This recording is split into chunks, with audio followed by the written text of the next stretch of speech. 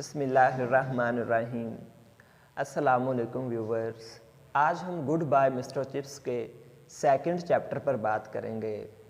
तो सबसे पहले कि ब्रूकफील्ड वाक़या कहाँ था। ये रैम्पर्ट ऑफ एल्म ट्रीज़। रैम्पर्ट कहते हैं फसील, दीवार, और इसका सिनोनिम है पैरापेट। और एल्म दरख्त का नाम है, यानी कि ये एल्म ट्रीज़ की एक दीवार एक फसील के पीछे वाक़या था और इसकी दीवारों पर मेंटल ऑफ क्रीपर था। मेंटल गिलाफ कवर और क्रीपर बेल को कहते हैं, जिसका सिनोनिम ट्रेलिंग प्लांट और क्लाइंबिंग प्लांट है। यानी कि ब्रूकफील्ड रैम्पर्ट ऑफ एल्म ट्रीज़ यानी कि एल्म दरख्तों की दीवार के पीछे था और इसकी दीवारें जिन पर मेंटल ऑफ क्रीपर था उसमें ये रसट कलर की, रेड कलर की इसकी दीवारें नज़र आती थीं। ये 18वीं सदी की बिल्डिंग में घिरा हुआ था और इसके पीछे एक फैन एरिया भी था। अगर हम बात करें कि ब्रूकफील्ड को इस्टेब्लिश कब किया गया, बनाया कब गया, तो ये एलिज़ाबेथ के दौरे हुकूमत में तामीर किया गया था। और इसकी लक, इसकी किस्मत जो थी, इसमें बहुत उतार चढ़ाव आते थे। बाज़ औक़ात ये डिविंडलिंग का सिनोनिम है डिक्लाइन, पस्त हो जाना। यानी कि बाज़ औक़ात ये इतना पस्त हो जाता था कि इसके वजूद को ख़तरा पड़ जाता था। और बाज़ औक़ात ये इलस्ट्रियस, जिसका सिनोनिम है फेमस, यानी कि ये एक अच्छे लेवल का स्कूल बन जाता था। बहरहाल ये सेकंड रैंक का एक अच्छा स्कूल रहा। वेदर बाय 1840 में आए और इसकी लक, इसकी किस्मत को बहुत ज़्यादा रिस्टोर किया।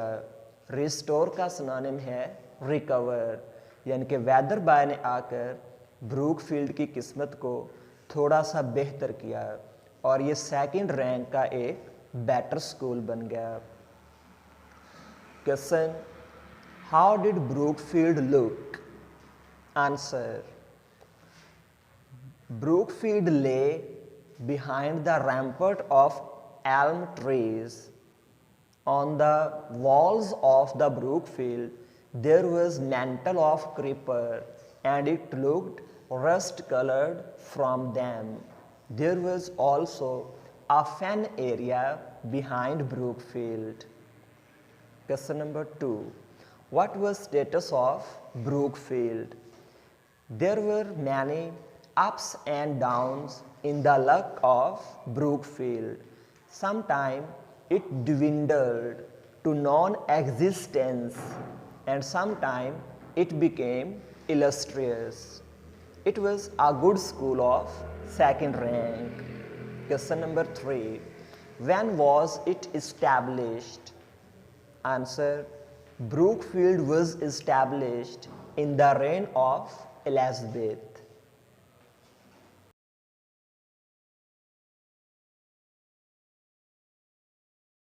अगर हम बात करें कि ब्रूकफील्ड ने किस तरह के लोग पैदा किए, यानी कि ब्रूकफील्ड से पढ़ने वाले स्टूडेंट अपनी प्रैक्टिकल लाइफ में क्या क्या बन गए, तो इसने ज़्यादातर जजेस, मेंबर ऑफ पार्लियामेंट यानी कि पार्लियामेंट के अरकान, कॉलोनियल एडमिनिस्ट्रेटर्स यानी कि 9 आबादियों के नाज़मीन पैदा किए, पीयर्स नवाब पैदा किए और इसका सिनोनिम है नोबल मैन। इसने बिशॉप्स बड़े बड़े पादरी पैदा किए, मर्चेंट्स जिसका सिनोनिम है ट्रेडर यानी कि इसने ताजर पैदा किए, मैन्युफैक्चरर सनतकार, प्रोड्यूसर, और कुछ तादाद में इसने स्क्वायर्स ज़मींदार और इसका सिनोनिम है लैंड ऑनर, और पार्जन्स क्लर्गी मैन और चर्च मैन यानी कि इन्होंने पादरी भी पैदा किए। Question, what kind of people did Brookfield supply? Answer, Brookfield supplied जजेस, member of parliaments, colonial administrators, peers, bishops, merchants, manufacturers, and some squires and parsons. अगर snobbish people, snobbish, arrogant, खुद पसंद, अगर इन लोगों से ब्रूकफील्ड के बारे में पूछा जाता तो ये कॉन्फेस करते, कॉन्फेस, एडमिट, ये एतराफ़ करते कि वो ब्रूकफील्ड के बारे में जानते हैं। और अगर ब्रूकफील्ड सेकंड रैंक का स्कूल ना होता तो ये कभी भी मिस्टर चिप्स को ना रखता, क्योंकि मिस्टर चिप्स के कोई सोशल बैकग्राउंड नहीं था, इसके फैमिली कनेक्शन किसी के साथ नहीं थे, और एकेडमिक इनका जो रिकॉर्ड था वो भी ज़्यादा बेटर नहीं था। यानी कि ये सोशली और एकेडमिक हवाले से रिस्पेक्टेबल थे, लेकिन ये ब्रूकफील्ड से ज़्यादा ज़हीन बिल्कुल नहीं थे। लेकिन अगर हम इनकी अर्ली 20s की बात करें तो ये एक एम्बिशियस, ईगर, एक एम्बिशियस टीचर थे, और इनकी पहल ख्वाहिश थी कि ये किसी स्कूल के हेड बन जाएं या किसी फर्स्ट रैंक स्कूल के मास्टर बन जाएं, लेकिन ऐसा बिल्कुल हो ना सका।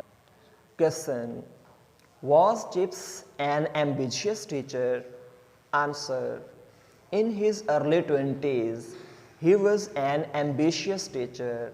He wanted to be head of an institute, or at least master of a first ranked school. 1880 में मिस्टर चिप्स को एक डिकेड 10 ईयर्स 10 साल हो चुके थे कि वो ब्रूकफील्ड को सर्व कर रहे थे, और अब उनके लिए बहुत मुश्किल था कि वो ये जॉब छोड़कर खुद को बेहतर करने के लिए किसी और स्कूल में चले जाते। इसलिए 10 साल रुकने के बाद he started to feel comfortable niche in his mind. नीच कहते हैं डेफ्थ, यानी कि वो अपने जहन को इस बात से भरना शुरू हो गए कि वो जहाँ पर पहुँच चुके हैं वो यहीं पर पहुँच सकते थे, इससे आगे शायद वो नहीं बढ़ सकते थे। अगर हम at 40, अगर उनकी 40 साला उम्र की बात करें, he was rooted and settled and happy, यानी कि वो ब्रूकफील्ड में जड़ें पकड़ चुके थे और बहुत खुश भी थे। और अगर हम बात करें कि अपनी 60 साल की उम्र में मिस्टर चिप्स का स्टेटस क्या था, तो वो 60 साल की उम्र में अपने अंदर ही एक ब्रूकफील्ड थे। वो गेस्ट ऑफ ऑनर थे और कोर्ट ऑफ अपील, यानी कि ब्रूकफील्ड के तमाम फैसलों में उनकी बात को हतमी माना जाता था। 1913 में एट द एज ऑफ 65 साल की उम्र में उन्होंने रिटायरमेंट ले ली, और जब वो रिटायर हुए तो उन्हें 3 चीज़ें दी गई थीं, क्लॉक, चेक और writing desk.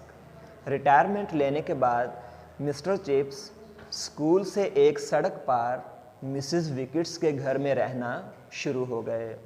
Question, what did mister chips realize after his 10 year stay at Brookfield? Answer, after 10 year stay at Brookfield, he started to feel comfortable niche in his mind. He was rooted, settled and happy. Question, what was status of Chips at Brookfield at the age of 60? Answer, at the age of 60, he was Brookfield in himself. He was guest of honor and court of appeal in all the matters of Brookfield. Question, when did Mr. Chips retire? Answer, at the age of 60 in 1913, Mr. Chips retired.